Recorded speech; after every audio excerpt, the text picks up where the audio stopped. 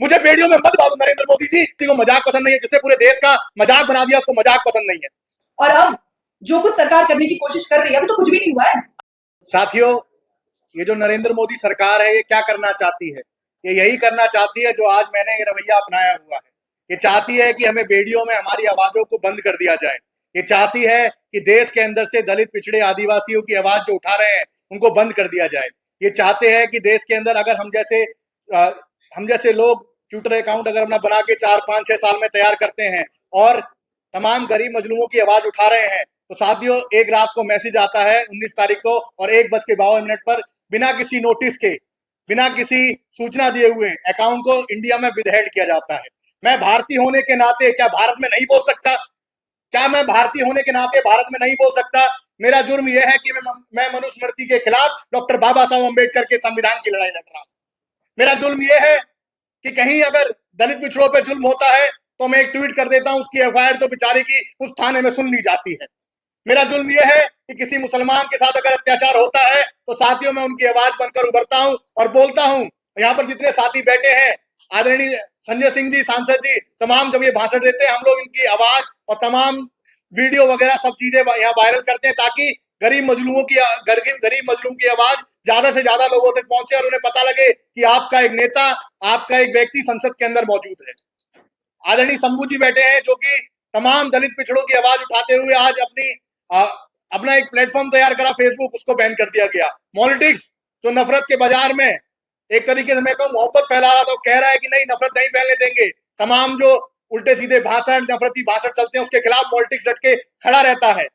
तमाम लोग, राजीव निगम सर सिर्फ एक मजाक, इस व्यक्ति को मजाक पसंद नहीं है, जिसने पूरे देश का मजाक बना दिया उसको मजाक पसंद नहीं है।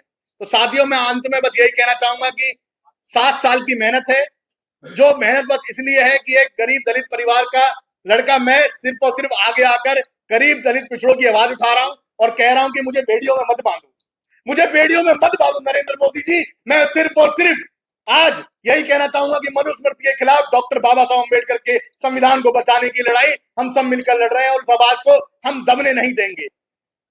जुल्म के साए में लब खोलेगा कौन, अगर हम भी नहीं बोलेंगे तो सच बोलेगा कौन। नमस्कार, जनता लाइव देख रहे हैं आप और मैं हूं आपके साथ पूजा। इन्हीं साधारण इंट्रोज के साथ हम अपनी वीडियो बनाते हैं। कोशिश हमेशा ये होती है जनता लाइव की कि उनकी आवाज बन सके जिनकी आवाज नहीं सुनी जाती, और ये आप हमारी वीडियोस को देखकर बहुत ही आसानी से समझ सकते हैं। बहुत सीधी सरल भाषा में मैं बात करती हूँ, नपीतुली भाषा में बात करती हूँ, कोशिश करती हूँ कि किसी चीज को लेकर विवाद ना हो, ये पूरी कोशिश होती है। क्योंकि जिस समय में हम काम कर रहे हैं हमें पता है कि हमारे सरों पे तलवारें निरंतर लटकी हुई हैं और वो कभी भी चल सकती है। हमारे सर पे ये तलवार बिहार चुनाव से पहले चली थी और हमारा फेसबुक पेज जो है वो इंडिया में रिस्ट्रिक्ट कर दिया गया था। जो भी पॉलिटिक्स के साथ हुआ है, नेशनल दस्तक के साथ हुआ है, हमारे साथ ये काफी पहले हो गया था, बिहार इलेक्शन से ठीक पहले, और हमें बिहार इलेक्शंस के लिए निकलना था। इसका असर उस वक्त ये हुआ कि हम तैयारी करके बैठे थे बिहार इलेक्शन कवर करने की, और क्योंकि हमारा फेसबुक पेज 2 मिलियन सब्सक्राइबर से ज्यादा का था, अचानक से उसे इंडिया में रिस्ट्रिक्ट कर दिया गया।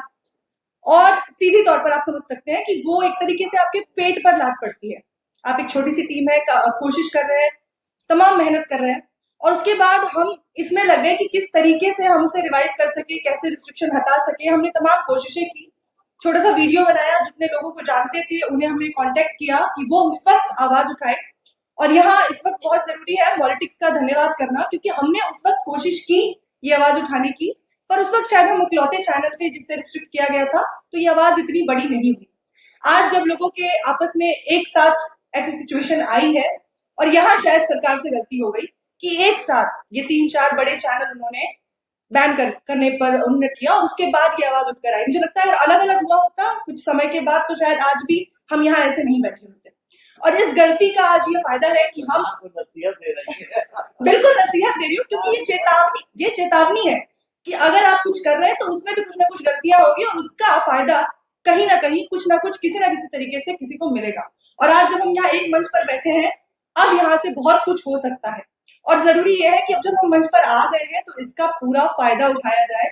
और अब जो कुछ सरकार करने की कोशिश कर रही है, अभी तो कुछ भी नहीं हुआ है, अभी तो कोशिश की जा रही है। 15 दिन का नोटिस दिया गया है, 15 दिन के नोटिस के बाद जो असली रिस्ट्रिक्शंस आएंगे उस पर हमें फोकस करना है। ये जो कुछ हुआ है ये तो कोई बड़ी बात नहीं है, हम दूसरा फेसबुक पेज बना लेते हैं, हमने भी बना लिया, हमने भी काम करना शुरू कर दिया, आप भी कर सकते हैं। लेकिन इसके बाद जो कुछ होने वाला है हमें उस पर फोकस करना है, और उसके लिए अभी ये लड़ाई महज शुरू हुई है। आज ये पहला प्रेस कॉन्फ्रेंस है, मैं ऐसा मान के चल रही हूँ। ऐसे हमें न जाने कितने प्रेस कॉन्फ्रेंस करने होंगे और न जाने कितनी ज्यादा मीटिंग्स और कितनी ज्यादा ऐसी लड़ाइयां अभी लड़नी है। अगर अभी हमने इस लड़ाई को रोक दिया तो ये आगे कहीं भी किसी के लिए भी आप खतरा हो सकता है, कोई भी काम नहीं कर पाएगा इस मीडिया इंडस्ट्री में। और सबसे अहम सवाल, जो सही सवाल है, जो आप पूछते हैं, जिन लोगों तक आप पहुंचते हैं, वरना सवाल पूछने वाले दूसरे तबके के भी लोग हैं जो आजकल ये भी पूछते हैं पानी नहीं मिला, तो उस सवाल को अगर कोई काउंटर कर रहा है, जो बता रहा है कि हाँ नहीं मिला, और उसकी वजह से आपको जवाबदेही आज भी देनी होगी, तो अगर आप चाहते हैं कि आप खड़े रहें, आपकी आवाज बुलंद रहे, तो इसी तरह लड़ना होगा। ये महज शुरुआत है, इस बात को गांठ बांध दीजिए। बहुत बहुत शुक्रिया सर।